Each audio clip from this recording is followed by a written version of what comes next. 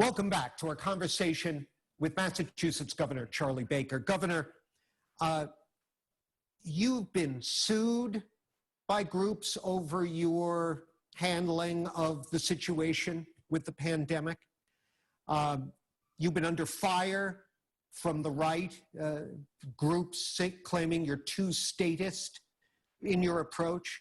And the polling shows you're significantly more popular with Democrats than you are with Republicans.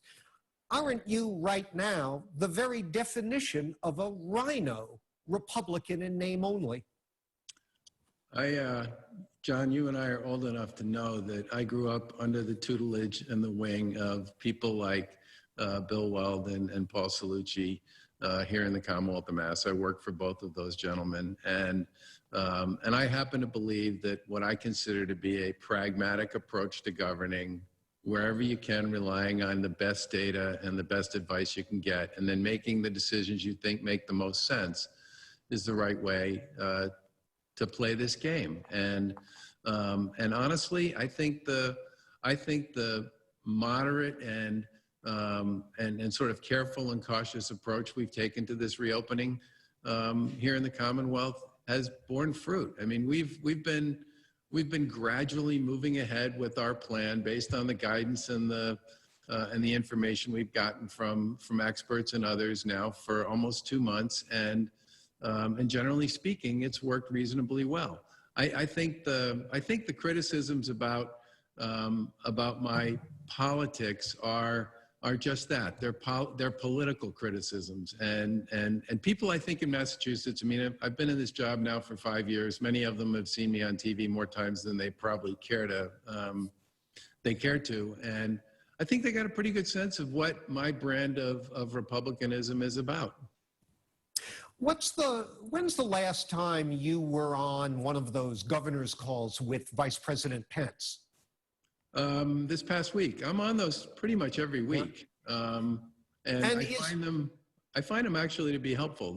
There are two things about them that are particularly helpful. The first is you do get a download in real time from the federal task force about what's up and what's going on, and the second is during the Q&A piece, you get a pretty decent dose of what other governors in other states are worrying about, thinking about, dealing with, sweating on. I tend, after those calls sometimes, to make calls to some of the governors who raise issues on those and say, okay, we've been having that same issue. Here's how we're thinking about it. How are you guys dealing with it? Give me a quick example of something you learned from another governor. Well, for weeks, months even, the conversations about accessing and dealing with some of the shortages around PPE were incredibly helpful, I think, for all of us. Some of the guidance around how to deal with some of the issues around reopening has been really helpful, talking to governors in other states. Some of the questions around how to manage particular issues that have to do with particular industries that somebody may have already done before we did, and you can say to them, well, how's that working? Do you need, how do you inspect for it? What's your enforcement mechanism? Those are all questions that we all share the same set of issues and concerns with, and talking to somebody who's a little bit ahead of me is helpful. Well, House Democrats have approved a stimulus bill or an aid bill that includes large amounts of aid to states.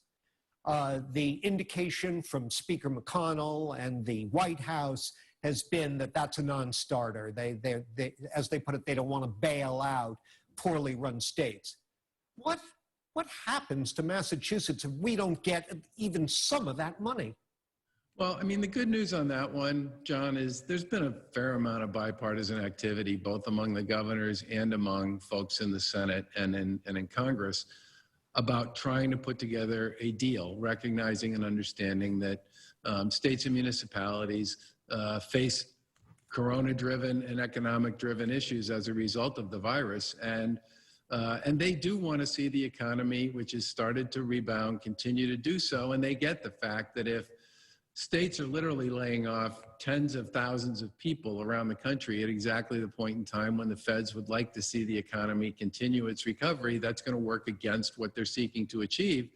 And I've talked to a lot of folks in Washington on both sides of the aisle and in both sides of the legislature who have all said to me that they get the fact that something needs to happen here. And they've heard from a lot of the governors and others about why. So I'm actually feeling pretty positive about something happening here before the end of July. I know that, as always, the last thing on your mind is the presidential election. But you'd have to be an alien from another planet to have not given it a little thought. Are you considering voting for Joe Biden in November? Well, obviously, I'm spending most of my time these days worrying about Massachusetts and worrying about COVID and the economic calamity and some of the issues around racial justice. And I'm hoping that we can get some work done on all three of those issues between now and the end of the legislative session, and then continue that work into August and the fall. And obviously, you and I have talked a lot about school reopening, which is going to be a really big deal here. That is where my focus is, and that's where it's going to stay. And there's plenty of time to talk about presidential politics down the line. So yes, no, or maybe you'd consider Biden. I'm worrying about what matters most to voters here in Massachusetts right now. And what worries most to voters in Massachusetts is jobs, the economy, and the virus. And that's really where, and the civil justice stuff. And that's really been where our focus has been. Governor Charlie Baker, these are interesting times, to say the least. Thank you for taking some to talk with us, and come back again soon. Thank you, John. Take care.